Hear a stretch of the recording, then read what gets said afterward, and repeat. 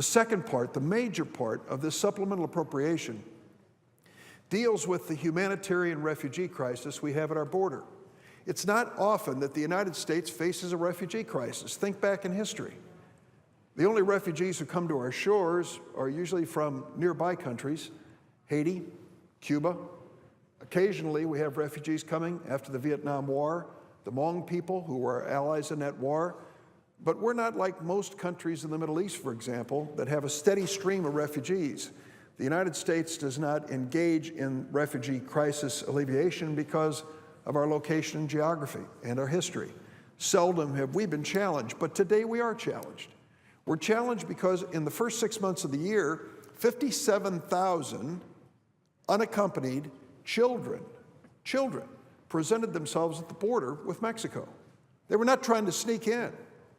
They literally walked across the border and presented themselves to the first person in uniform. They were told to do that by their families. Why did they make the trip to the border as kids, by themselves, to present themselves? Because in 3 countries in Central America, there is a state of lawlessness. Guatemala, Honduras, El Salvador. And 80% of the children that have come to the border came from those 3 countries. They're not just coming to the United States, incidentally. There's been a 700% increase in refugees to adjoining Central American countries from those 3 countries. This has been going on for some time, but for the past 2 or 3 years, it's gone from bad to dramatically worse. We recently met last week with the ambassadors from these 3 countries and talked about what created this. A lot of it has to do with the drug gangs that are transporting drugs through those countries for sale, largely in the United States.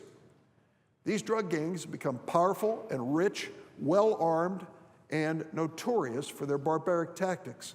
They recruit young people into their drug gangs at the point of a gun. They mutilate those who even hesitate to join the drug gangs, and God forbid it's your daughter, because they have a reputation of raping young girls, and if they're not satisfied with their responses, killing them on the spot and leaving them in plastic bags by the highway.